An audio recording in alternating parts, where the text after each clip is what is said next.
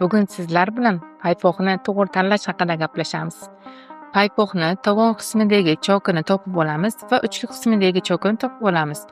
Va bu choklarni mushtlarimizdan aylantirib o'tganimizda choklar bir-biri bilan ko'rishishi kerak. Agar choklar bir-biri bilan ko'rishmasa, demak bu bizning razmerimiz emas. Shunday ekan, tirnoqlar ichiga o'sishi, tovonlar yorilishi, suganlar va qadoqlarga ko'nib yashamang. Tanamizdagi bor og'irlik oyoqlarimizda taqsimlanadi.